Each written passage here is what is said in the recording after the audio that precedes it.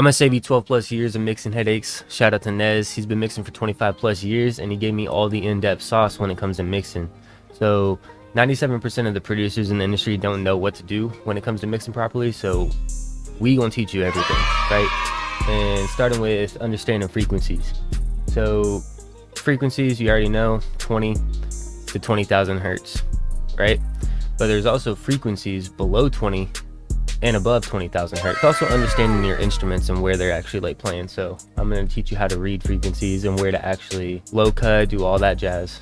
So this first EQ is what I typically see every producer do. They always, at least for a piano, they always boost up on the presence and kind of duck down on the treble a little bit. So it's kind of like that. And they low cut right around probably like 90 hertz, 100 hertz, right? Cutting all that bass out so then the 808 can punch through, right? This is a bad EQ. And you be asking yourself why. Well, you got frequencies, like I said before, below 20 hertz and above 20,000 hertz. Now, sometimes you can see something like this too, and I've seen it before. And they're just completely shelving it off at the high cut. And it's bad because, I don't know if you've heard the term, maybe you have, resonance. Basically frequencies that build up over time, and they build up through, come through, funnel through, and then they exit. But when you're shelving everything all the way to the floor, it's just building right here, coming through, and it just cuts, right? So then when you layer stuff, it's not going to sound as full. So what I recommend doing, right, this is my EQ, and I'll show an example of both. I'll play the melody and everything. This is mine. So now all those frequencies that are building up below are coming through, funneling through, and exiting properly. They're not just getting cut off. Now, there is like few instances where you could completely cut off, whether it be like a vocal or something, because you don't want those frequencies to like super clash, right? So there's like, you got to know. You just trial and error. That's what all this is just trial and error, right? And then here is a before and after, right?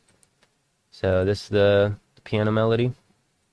We're gonna go ahead and play it with this. All right, like it sounds good, right? But you're missing a lot of stuff. And then for my EQ,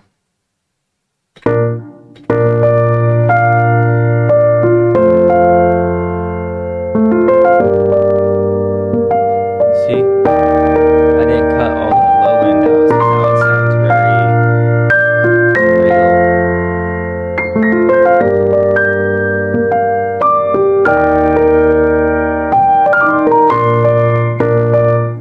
And like what I recommend doing for each instrument you use, just take the time out of your day to make presets. You don't have to sit here and completely copy what I did.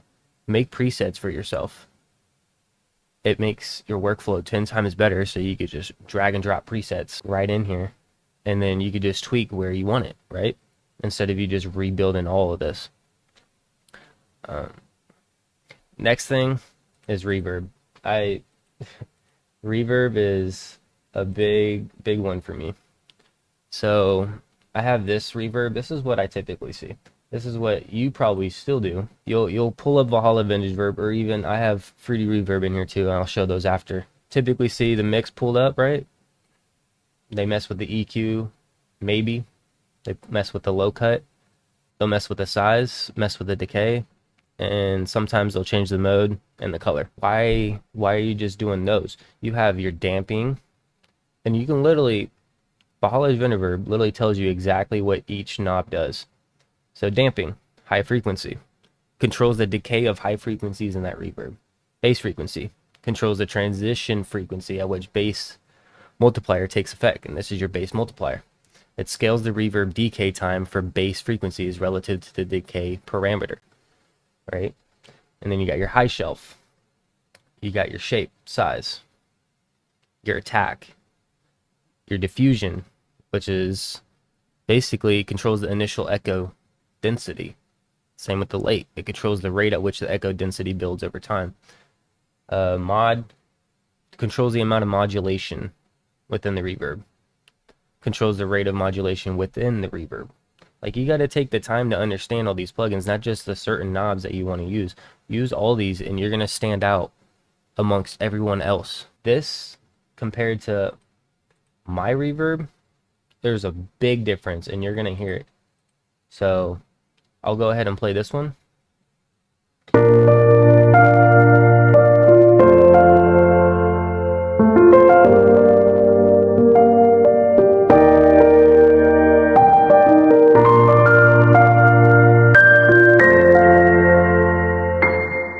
And then you have my reverb. And I mess with everything, the late, the early. Sometimes I tweak within the modulation. It just depends. Pianos don't really need to. Certain instruments, you do. Low cut, high cut, mess with it. And before I even play this, your EQ, your low cut and your high cut needs to be matching with your low cut and high cut in your EQ. I can't stress this enough. It needs to be matching with it, because it makes no sense if you're gonna low cut in your EQ, right?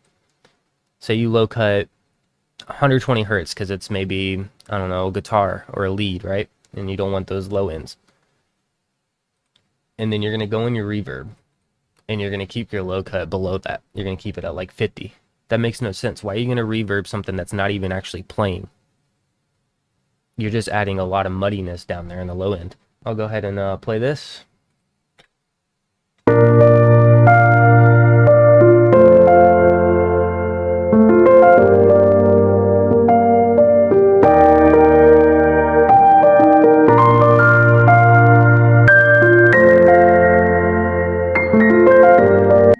That's the big importance of reverb. And like I said, I was going to pull up 3D reverb because I know not everyone has Valhalla Vintage Verb. They maybe mess with the wet. And you have the same knobs in here, right? You have your delay, your size, your diffusion, your mod speed, your modulation depth, low cut, high cut. That's your bass multiplier, your crossover. And then you have your damping. And then you have your decay time, your dry, your early reflection, and your wet. Right? It's the same exact knobs. You could do the same exact thing with 3D reverb that you can in Valhalla Vintage Verb. The only difference is you don't have your setting, like your room, so like the mode, and you don't have your color inside 3D reverb. That's the only difference. But this is an EQ that I normally see, and we're gonna go ahead and hit it.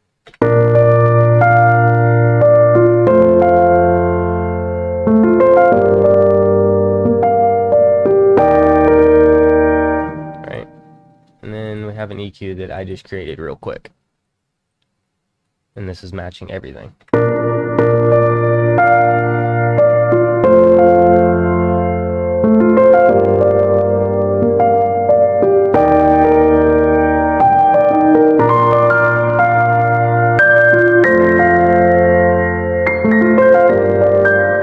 Right? There's a big difference. And like I said, with the EQ, you could do the same thing with the reverb. Make presets. So when you create whatever instrument it is and you slap your EQ on, do all your EQ stuff, do all your Valhalla Vintage Verb, create a preset of that mixer track. Create a preset of that and just be like lead guitar. And then now you have a lead guitar like bass line. Now you can go in and tweak it after, and you can add more effects if you really wanted to. But this is just the bass line, right? EQ, reverb, baseline. And then another issue I see is leveling. So what is leveling? Leveling, right? You could see in this is a full beat. 808 snare, hi-hat, open hat, counter snare. Nothing is pulled down in here. Can you do it? You can. I just mix, I have a preset actually. I mixed all these sounds and I level inside of the channel rack. Why do I do that? Because this is just like it's a volume, but it's not like the volume of the sample. It's a volume of like the actual mix, right? So like you can go in after and tweak it, but I do everything in here. And I just have presets. I'm sure you've heard of the phrase, turn it up a notch. That literally means a notch is literally 3 decibels, plus or minus. So like, look at this. You got +3. 0, -3, -6, -9, -12, -15. Those are all increments of 3. So when people say turn it up a notch, say something's hitting at a -12 decibels and they say turn it up a notch, that means bring it up to -9 decibels. How do you do that? You literally go in here. Say it's already leveled, right? Your 808's already leveled at like, let's say -6 decibels, right? It's already leveled there. Go inside your 808. You have a tab right here, volume multiplier. Literally crank that up 3 decibels. Literally says 3 decibels, right? Now it's going to be hitting at -3 decibels. So that's what they mean by turn it up a notch. And when you do it in notches, right, it's a lot more even with everything, especially with like making loops too. It's a lot more even, right? You actually learn properly how to duck things, because when you have a piano and you layer it with like a Rhodes, and you have your piano sitting at -6 decibels, and you want your Rhodes not to be as prominent, set it at -9. It's technically below the Rhodes, but it's still going to be hitting and layering properly with it. Instead of you just coming in here and like pulling it down, you're never going to get like a proper like ducking for everything, right? It takes a long time for you to get a proper ducking. That's a better way to put it, actually. So like, how do you know what level to put like your elements of like your melody or like drums? How do you know what level to put them at? I mean, you really don't. There's not really a general rule. There's just, it's kind of like personal preference, honestly. Like, do you want your 808s to be fucking smacking? Do you want your clap to be fucking, or snare? Do you want it to be very prominent, or do you want it to be very subtle? Like, it's just personal preference. It's how you make music. There's no like, there's really no rules to it, right? I'm just giving you a baseline of everything. There's no rules to music. So that's really it for leveling. Another big tip, normalizing audio. Like this melody, right? This melody without normalization, right? It pulls it up more. And you see this down here, it says 16. That's the 16-bit like float. That's what they exported in, 16 bits. The highest quality is 32 bits. So when you normalize audio, it comes up to 32 bits. And then you can re-level everything, and it's going to sound more crisp. And you can also go in here, say if you're using phrases and everything, I can even do it on a melody. You turn your mod X up. So your mod X is kind of like making it more sharper, more clear, right? And then your mod Y is adding like more transients to it. So like if I pull that up to like, we'll just say 1. You won't really hear a difference right off the rip, but when you build over time, it's going to sound way more better. The resonant frequencies are going to build up. And then lastly, the biggest no-no of all. Sure, you've done it. Mono setting your 808. If your 808 is already hitting mono, why are you going to set it in mono when it's already mono? That just makes no sense. You're literally setting an 808 in mono that's already in mono. When it's sitting both sides, that's mono. It's already mono. There is certain 808s where you got to, but you can also sit here and actually pan it properly, right? I do it with kicks all the time, because 9 times out of 10, a lot of kicks are like a little bit pan to the right. So then you're going to offset it by panning it a little bit to the left, and then now it's sitting mono. This is so much sauce, and if you implement it, it's going to change the way you make melodies, the way you do drums. It's just going to sound a whole lot better. That's everything I got. Hope you guys enjoyed the video. If you did, subscribe, like, comment, do all that jazz. Go ahead, follow me on Instagram. You guys can hit me up anytime you want. If you guys got questions about mixing or more in-depth mixing, just hit me up. I'll be willing to help you out with that. So, peace.